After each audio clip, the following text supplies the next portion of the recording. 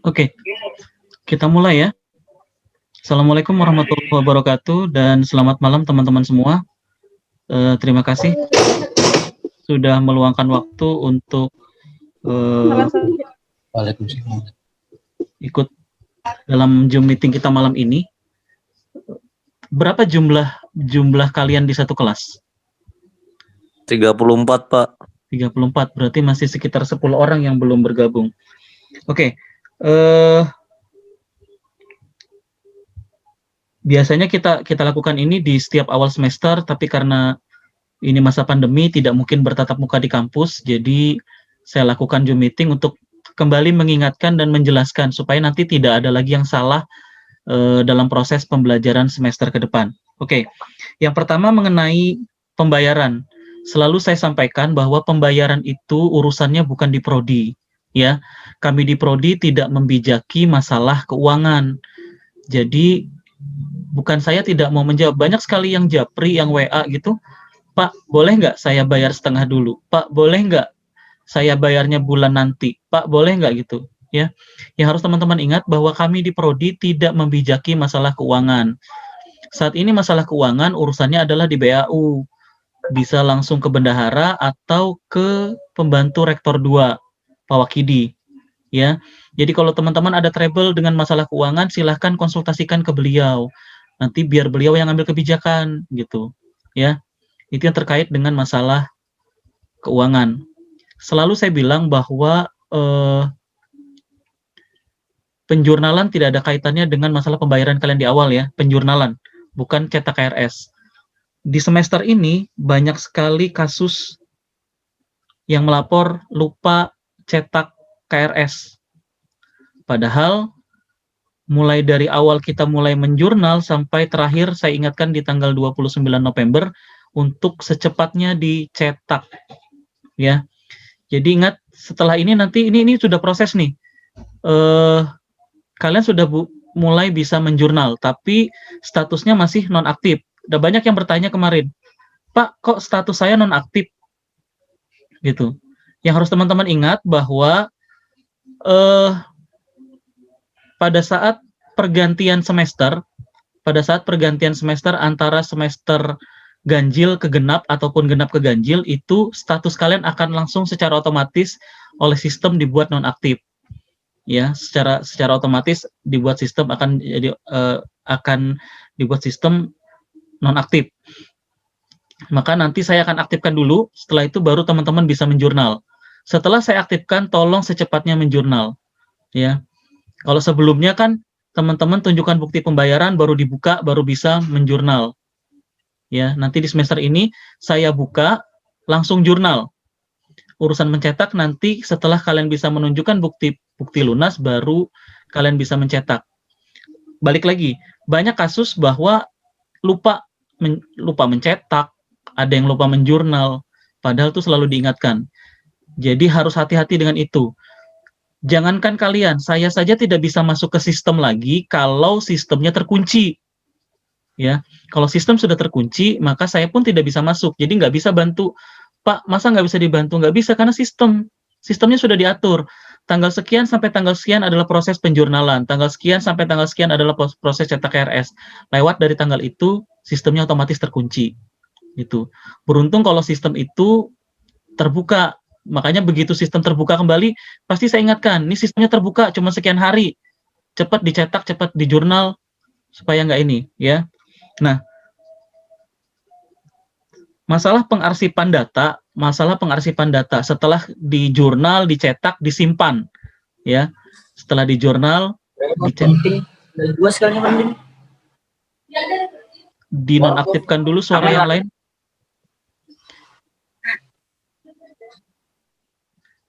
Oke, setelah di jurnal, dicetak dan diarsipkan.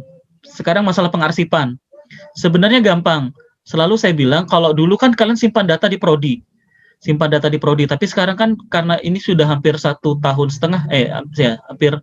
hampir masuk 1,5 tahun kita tidak tatap muka, semua berkas ada di kalian.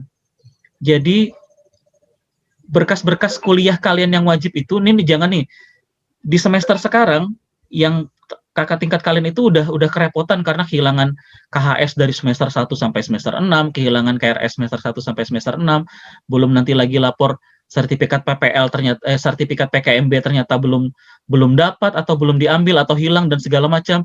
Nanti PPL-nya ternyata sertifikatnya belum jadi atau belum diambil atau hilang dan segala macam. Maka selalu saya bilang kita siapkan arsip. Kan masing-masing sudah punya tuh. Semua berkas kuliah kalian buatlah data kopinya. Ya, pisahkan antara data copy dengan data asli supaya ketika ada yang hilang masih ada backupnya. Ternyata ada lagi laporan, Pak, KS saya kebanjiran, KRS saya kebanjiran, berkas saya kebanjiran. Sekarang tuh zamannya canggih, semua udah pakai Android mungkin. Ya, semua pakai Android. Lakukan pengarsipan digital. Bagaimana pengarsipan digital? Semua berkas kuliah kalian mulai sekarang di-scan atau di-foto. Simpannya di mana? Simpan di handphone. Handphonenya rusak, Pak. Handphonenya dijual, Pak. Handphonenya ini. Masukkan ke Google Drive. Ya. Jadi semua mahasiswa mulai sekarang buat satu akun Gmail, akun Google, ya. Di sana ada Google Drive, simpan semua data kuliah kalian di sana, mulai dari slip pembayaran ketika kalian masuk pertama, slip pembayaran SPP sampai dengan semester sekarang, sertifikat PKMB, nanti KHS semester 1 sampai dengan nanti yang dikeluarkan terakhir berarti semester 5 kalau kalian ya. Terus KRS semester 1 sampai nanti KRS semester terakhir. Semuanya didokumentasikan, difoto atau di-scan, simpan di handphone, simpan di Google Drive. Jadi kalau ada apa-apa trouble-nya kita udah punya backupnya banyak. Yang asli hilang masih punya fotokopi. Fotokopi juga tidak ada di handphone. Di handphone tidak ada, berarti ada data terakhir di Google Drive. Jadi masalah pengarsipan tidak ada lagi. Nanti kalau masih ada hal misalnya, Pak, saya kelupaan cetak ini, Pak, saya kelupaan cetak itu, saya akan sarankan ke prodi untuk anak-anak itu didenda saja. Gitu. Kita pernah berlakukan dulu anak-anak sering banget kehilangan A, kehilangan B, kehilangan C karena tidak pernah diarsipkan dengan baik. Lalu di prodi dibuat aturan denda. Kehilangan KHS, kehilangan KRS, denda 50.000. Nggak pernah ada lagi laporan kehilangan. Setelah itu kita tidak pernah lagi lakukan itu, mulai lagi nih muncul. Pak, saya kehilangan KHS semester 1 sampai semester 6. Ya, memang kasusnya ada di kakak tingkat kalian, tapi kan bisa saja itu kejadian di kalian karena mahasiswa itu baru ngeh kalau berkas-berkasnya hilang adalah ketika mulai proposal. Ketika mulai proposal semua berkas dicari baru dia sadar kalau berkasnya hilang. Gitu. Ya. Jadi tadi lakukan penjurnalan, lakukan pengarsipan mulai dari arsip manual sampai ke arsip elektriknya. Simpan di Google Drive. Itu backup terakhir. Jadi kalau nanti hilang kalian tinggal print out lagi dari situ. Ketika menjurnal, kalau memang tidak sempat hari itu juga dicetak misalnya gitu, kalian simpan dulu itu filenya. Jangan sampai filenya setelah jurnal sudah dilupakan tuh. Sudah kelewat 1 semester ini baru sadar bahwa kemarin belum dicetak. Ya, cetak RS sudah selalu saya ingatkan, warnanya putih dan kuning. Tujuannya apa? Supaya juga ada arsip di prodi. KRS hilang, lapor ke prodi. Pak, nggak ada KRS saya hilang. Lah saya nggak bisa ngasih ngasih kopian yang lain karena memang di prodi tidak lengkap juga datanya karena tidak semua mahasiswa mengumpulkan yang kuning itu. KRS yang kuning itu tidak semuanya diantar ke kampus atau dikumpulkan di kampus. Ya, kalau kayak situasi sekarang dan semester kemarin saya paham, kita lagi masa pandemi, jadi tidak semua mahasiswa bisa ke kampus. Tapi ada juga yang tanda tangan minta stempel memang putihnya kelupaan dicetak. Padahal diingatkan ya, diingatkan lewat WA bahwa mencetak KRS itu pakai kertas A4 warnanya putih dan kuning, itu udah diingatkan. Oke, masalah penjurnalan paham ya? Paham. Oke. Saya sudah buatkan tutorial penjurnalan karena ternyata ada semester atas yang juga lupa cara menjurnal. Gitu. Penjurnalan, sudah jurnal belum? Gimana cara menjurnal, Pak? Loh, selama ini tuh ngapain gitu? Sudah kuliah sampai semester kalau masih semester awal gitu. Semester awal bingung, wajar. Sudah semester 4, sudah semester 6, sudah semester 8, masih lupa cara menjurnal. Bagaimana Pak cara menjurnal? Itu luar biasa gitu. Kalau yang semester 6 berarti sudah 5 kali, 6 dengan yang ini. Tiba-tiba yang ke-6 lupa cara jurnal. Gitu. Ya. Atau kasus yang muncul adalah anak-anak gini, kenapa kamu nggak jurnal?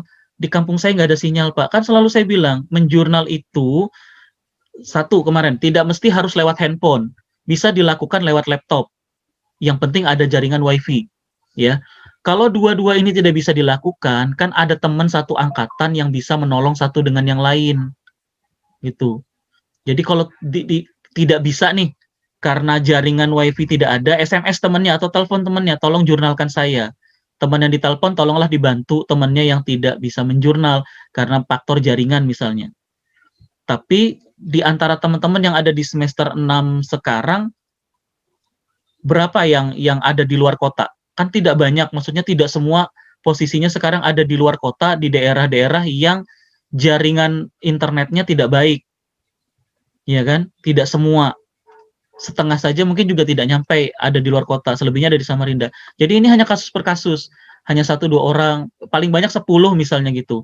Kalau memang di kampungnya atau di tempat tinggalnya tidak memungkinkan untuk bisa menjurnal karena jaringan dan lain-lain, tapi masih bisa berkomunikasi dengan temannya, ya minta tolong teman yang ada di kota untuk tolong jurnalkan, ya, tolong cetakan.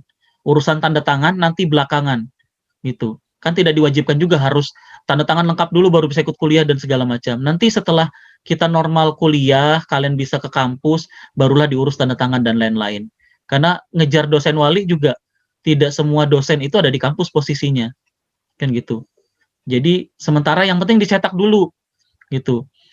Kerugian kalian kalau tidak jurnal ya. Ini saya balik mundur ke jurnal. Karena ternyata ada kemarin yang melapor ke saya juga lupa menjurnal. Bayangkan lupa menjurnal, padahal diingatkan terus-menerus itu. Gitu. Kerugiannya adalah mata kuliah yang kalian tempuh sekarang itu tidak diakui. Maka kalian akan mata kuliah itu akan dijurnalkan kembali di tahun berikutnya. Menunda 1 semester itu sama dengan menunda 1 tahun kuliah kalian. Menunda 1 tahun kuliah itu berarti biayanya berapa kali lagi kan gitu. Jadi sayang. Oke, sampai di sini paham ya? Paham, Pak. Paham. Paham, Pak. Oke. Kalau paham saya pindah ke yang lain. Terus masalah nilai. Nilai sudah saya rilis ya. Teman-teman bisa cek nilainya masing-masing. Saya hanya membuat PDF-nya dari Excel yang dibuat Ibu Tri. Kalau ada yang merasa bahwa, Pak, kok nilai saya rendah? Pak, saya ikut kuliah terus, tugas ngerjakan, semesteran ikut, kok nilainya rendah? Silahkan teman-teman nanti lapor dulu ke Prodi, cek nilai, daftar nilai manualnya. Daftar nilai manualnya kan kemungkinan bisa saja misalnya karena kan yang input Ibu Tri, bisa saja mungkin beliau salah ketik gitu. Salah ketik atau apa, itu bisa terjadi ya. Tapi nanti kalau sudah ternyata setelah dicek sama nih antara manual dengan apa yang saya share ke kalian, berarti kalian tinggal ngubungi dosennya. Ingat, waktu kalian pendek loh, hanya sampai tanggal 23. Tanggal 25 itu sudah mulai cetak cetak KHS. Jadi kalau sudah cetak dan masuk input itu tidak bisa lagi diperbaiki. Ya, kalau mau diperbaiki berarti kalian nunda 1 semester, bukan 1 semester, nunda sampai nanti ada waktu penjurnalan. Berarti kalau posisinya sekarang di semester 5, yang bermasalah nilainya semester 5 kemarin, berarti nanti perbaikannya tuh di semester 7. Semester 7 berarti 1 tahun menundanya kan gitu. Ya, jadi kalau ada yang bermasalah dengan nilai, silahkan nanti dicek dulu manualnya. Kalau memang nanti manual dan apa yang saya share itu sama, silahkan nanti teman-teman secepatnya ngubungi dosennya. Nah, masalah nanti ternyata memang letak kesalahannya ada di dosen pasti bilang, oh itu nilai yang benarnya adalah ini, gitu. Karena ada beberapa juga yang WA, Pak, kata dosennya nilai saya sekian. Oke, nanti kita cek di manualnya, apakah kami yang salah pada saat pengetikan, atau memang ibunya yang salah menulis. di data dosennya nilainya berapa, ternyata yang dia masukkan ke kampus nilainya berapa. Nanti kita perbaiki kalau yang itu, gitu. Tapi teman-teman harus gerak cepat gitu supaya kita tahu letak salahnya dan segala macamnya supaya cepat diperbaiki. Jadi pada saat nanti KHS kita terbitkan tidak ada lagi kesalahan. Ya, itu untuk nilai. Oke, untuk nilai ada yang mau ditanyakan? Oh iya Pak, jadi teman-teman kemarin ada yang bertanya sama saya.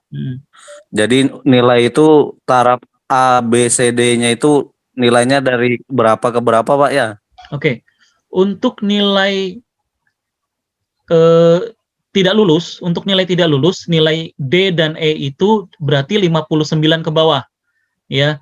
Terus kalau nilai C itu nilai 60. Jadi 69 sampai dengan 60 itu nilai C. Nilai B itu antara saya lupa rentangnya.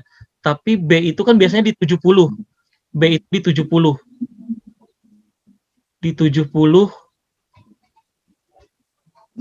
75 ke atas rasanya. Jadi 74 sampai 60 itu C, 75 sampai ke 80 kah? Saya lupa rentangnya, tapi kan kita biasa menghitungnya tuh kalau A itu 8, kalau B itu 7, kalau C itu 6 gitu. Tapi ada rentangnya, saya cuma lupa berapa ininya. Tapi rata-rata seperti itu. Makanya rata-rata kan kalau nilai C pasti nilainya 60 sekian gitu. Biasanya seperti itu. Cuman rentangnya saya lupa. Nilai kita di kampus itu nilai bulat atau nilainya nilai bulat, cuman apakah 100 sampai 90 itu A karena tidak ada gemuk dan kurusnya lagi, tapi rentangnya kurang lebih begitu. Yang pasti yang harus kalian lihat adalah nilai kalian tidak boleh di bawah 50 di bawah 60. Kalau 59 udah pasti tidak lulus. Nah, kemarin ada yang bertanya, Pak, nilai C itu harus diulang atau tidak? Tidak ada kewajiban mengulang nilai C. Tapi yang teman-teman harus perhatikan adalah menghitung berapa IPK teman-teman sekarang. Ya, nanti ketika nanti patokannya nanti di semester ini 6, sebenarnya masih ada kesempatan satu kali kalau teman-teman udah ngeliat nih ya IPK di semester 4 berapa, IPK di semester 4 berapa, terus lihat nilai di semester 6 berapa, kalau rentangnya masih di bawah 3,00, usahakan perbaiki yang C. Karena di semester 6 ini kan ada satu mata kuliah yang bisa diperbaiki kalau memang ada yang tidak lulus atau ada yang nilainya rendah. Ya kan? Yang tidak lulus dan nilai rendah punya waktu perbaikan di semester 6 ini satu mata kuliah karena hanya 21 SKS. Ya, 21 SKS. Nanti di semester 7 itu kesempatan terakhir teman-teman memperbaiki. Nanti kalau sudah semester 7 tuh bisa ngitung sebenarnya. Ketika KHS semester 6 keluar, ketika IPK-nya di bawah 3,00, maka di semester 7 lakukan perbaikan. Yang CC itu perbaikin. Itu saran saya. Ya, supaya nilai akhirnya bisa di atas 3. Tapi khusus yang 29, 2 berapa. Kalau IPK-nya sudah 3 ke atas tidak perlu perbaikan. Tidak perlu diperbaiki. Karena biasanya dosen pun kalau nilainya sudah bagus sebenarnya tidak mau memperbaiki gitu ya. Tapi kalau IPK kalian perhatikan IPK-nya di bawah 3,00, saya sarankan untuk perbaiki nilai yang C karena ada yang IPK-nya rendah tapi dia tidak ada nilai tidak lulus. Berbeda kalau ada nilai tidak lulus ya, memang harus diperbaiki. Tapi IPK-nya rendah, cuman nilainya rata-rata lulus. Sehingga yang harus diperbaiki adalah yang C. Saran saya yang C diperbaikin. Paham ya? Paham, Pak. Oke, ada lagi yang mau ditanyakan? Saya mau tanya, Pak. Ya, silakan. Masih boleh kah? Ya, silakan. Siapa yang ngomong? Itu kan tadi katanya yang penting kita ngecek ulang aja lagi dulu ya, Pak. Di bawah 3 atau di atas? Ya. Nah, kalau misalnya dari kita inisiatif duluan, tapi mau perbaikan gitu duluan, Pak. Soalnya 60 itu bagi saya rendah banget sih. Tapi dari dosennya nggak ngerespon. Nah itu. Berarti itu gimana, Pak? Ya itu tadi saya bilang bahwa tidak semua dosen itu mau mahasiswa lakukan perbaikan karena nilainya nilai lulus bukan nilai tidak lulus, kan gitu. Makanya nanti kita lihat ketika teman-teman mau mengulang mata kuliah itu mata kuliahnya mata kuliah apa, kan gitu. Nilainya berapa? Karena tidak bisa juga semua mata kuliah yang C terus diperbaiki kan, gitu. Karena itu tadi juga hak dosen untuk menerima atau tidak mahasiswa perbaikan. Nggak bisa maksain juga, makanya nanti dilihat dulu, dilihat IPK-nya. Sebenarnya bisa dihitung kalau sudah di semester 6, ketika kayak semester 6 keluar itu gampang menghitungnya. Tinggal kalian tambahkan 2 mata kuliah terakhir, yaitu proposal dan magang 3.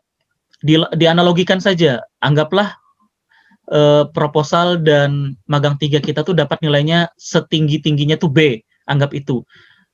Ketika kalian hitung dan kalian jumlahkan terus dibagi dengan SKS, jumlah SKS yang ada, IPK-nya berapa gitu. Walaupun nilainya belum keluar nih, itu udah bisa dihitung sebenarnya. Oh, KS semester 6 saya IPK-nya sekian. Kalau saya tambahkan dengan 2 mata kuliah terakhir, terus saya dapat nilai anggaplah minimal B misalnya gitu. Kalau kita tulis A kan takutnya nanti nggak dapat A, ketinggian lagi kita prediksinya. Ya standar lah B. Berapa IPK terakhirnya? Ketika IP terakhirnya di bawah 2, atau 3 ke bawah gitu ya. 29 299 gitu. Maka secepatnya memang harus dilakukan perbaikan nilai. Mau tidak mau adalah nilai C kalau memang rata-rata nilainya lulus, kecuali ada yang tidak lulus. Nah, yang tidak lulus itu wajib.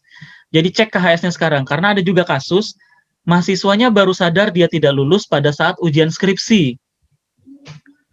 Pada saat ujian skripsi, dia baru nyadar tuh kalau nilainya tidak lulus. Maka harus nunda 1 tahun, sayang. Ya, oke. Yang lain ada lagi yang mau bertanya? Oh iya Pak, satu lagi Pak, saya. Ya, silakan. Jadi cara menentukan bobot nilainya itu bagaimana Pak ya? Kan kalau misalnya di KS itu kan untuk menghitung IPK-nya tuh gimana Pak? Bobot nilainya itu Pak. Oke, menghitung IPK itu dia total jumlah nilai yang kalian peroleh, ya. Kan gini, SKS dikali nilai itu total. Ya, SKS yang 2 SKS, 3 SKS dikali nilai kalian berapa? 4321 itu. 4321, coba perhatikan di KS itu. Totalnya itu dijumlahkan, baru dibagi berapa jumlah SKS yang telah ditempuh keseluruhan. Kalau kayak sekarang tuh sebenarnya teman-teman sudah bisa ngitung dan udah bisa memprediksi berapa IPK-nya. Dari total terakhir itu tambahkan saja nilai-nilai yang sekarang. Kalau nilainya 80 berarti 4. Kalau nilainya 70 berarti 3 gitu ya. Kalau nilainya 60 berarti 2. Kan gitu. Itu kalikan dengan SKS-nya berapa total yang diperoleh, tambahkan dengan SKS kalian nilai kalian yang semester lalu. Ngelihatnya di mana? Di total paling bawah yang diperoleh semester 4. Kan yang paling bawah itu ada total terakhirnya, itu tambahkan dengan jumlah SKS dan jumlah SKS yang sekarang. Jadi misalnya semester 4 itu sudah mencapai biasa kalau 23 semester 4 itu sekitar hampir 100 ya. 80 91. Kurang lebih 91 misalnya. Anggaplah di semester terakhir 4 itu 91 SKS yang sudah ditempuh. Total nilainya misalnya 300 sekian. Nah, nilai yang sekarang, karena nilainya sudah tahu kan, kalian coba hitung. SKS yang kalian tempuh misalnya kemarin 23, berarti 91 tambah 23, 114. Benar ya? 114. Terus nilainya yang kemarin 300 misalnya, sekarang total nilainya 70 misalnya gitu ya. 70. Berarti 300 tambah 70, 370. Nah, 370 dibagi dengan SKS yang ditempuh, itulah IPK terakhir kalian. Ya. Selalu saya ingatkan bahwa gini, IPK itu sebenarnya nanti patokan akhirnya adalah di transkrip. Kenapa? Karena pada saat kita menghitung IPK semester 1, IP semester 1, itu kan pembulatan. Dan pembulatannya ke depan. Jadi nilai itu terbulatkan ke depan. Nilai pembulatan ditambahkan lagi dengan yang semester 2 terbulatkan lagi ke depan. Jadi biasanya ada selisih sedikit. Bukan salah, cuman karena di KHS itu dia membulatkan di setiap semester. Jadi kalau mau lebih final itu letaknya di KRS. Nanti di semester ini nanti saya share transkrip ya. Nanti akan saya share transkrip. Teman-teman nanti bisa sudah mulai memasukkan berapa nilai yang sudah diperoleh dari semester 1 sampai dengan semester 6 ya. Dari semester 1 sampai dengan semester 6. Jadi nanti ketika masuk semester 7 tinggal cek transkrip. Ketika masuk ke semester 7 nanti tinggal cek transkrip. Jadi udah tahu patokan awal sekarang IPK-nya berapa. Oke, paham ya? Paham, Pak. Paham. Oke, ada lagi yang lain?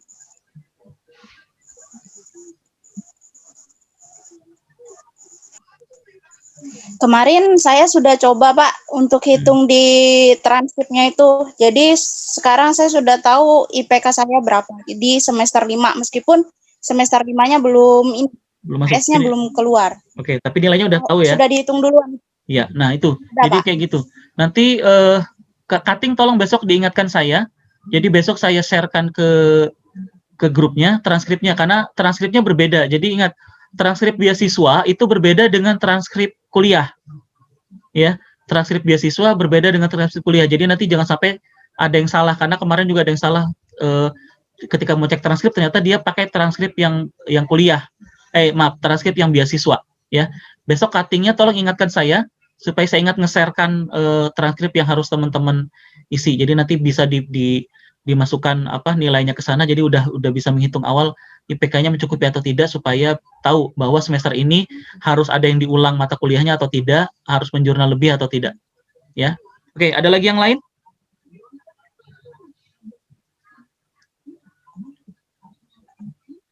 Cukup paham ya? Paham, Pak. Oke, kalau semuanya paham, mungkin itu dulu pertemuan kita malam ini. Nanti kalau ada hal-hal lain yang mau ditanyakan bisa teman-teman tanyakan di WA, di grup kelas. Nanti saya akan mulai membuka portal link kalian supaya kalian yang tadinya non-aktif menjadi aktif. Tinggal nanti kalau ada yang masih non-aktif, tolong dilaporkan ke saya. Nah, ada juga nih kasus nih. Dia itu baru melapor non-aktif setelah kita udah mulai proses, udah mau selesai kuliah nih. Sudah mau selesai kuliah, sudah semesteran, baru lapor. Datang ke kampus, Pak, status saya non-aktif, gitu. Loh, selama ini kemana, kan gitu. Kalau kemarin kan teman-teman melapor dulu kan, baru itu dibuka, gitu. Ya. Jadi gitu. Nanti harus dicek statusnya. Kalau masih ada yang nonaktif nanti melapor. Tapi memang ini belum saya buka. Nanti kalau sudah saya buka nanti saya infokan di grup. Berarti kalian harus jurnal, ya. Jadi tidak ada lagi nanti alasan bahwa kelupaan ini dan itu. Saya di kampung, tidak ada jaringan. Teman-teman yang satu angkatan tolong dibantu teman-teman yang memang tidak bisa menjurnal karena masalah jaringan. Oke, itu saja penjelasan dari saya. Terima kasih banyak teman-teman atas waktunya. Kurang lebihnya saya mohon maaf. Wassalamualaikum warahmatullahi wabarakatuh. Waalaikumsalam warahmatullahi wabarakatuh.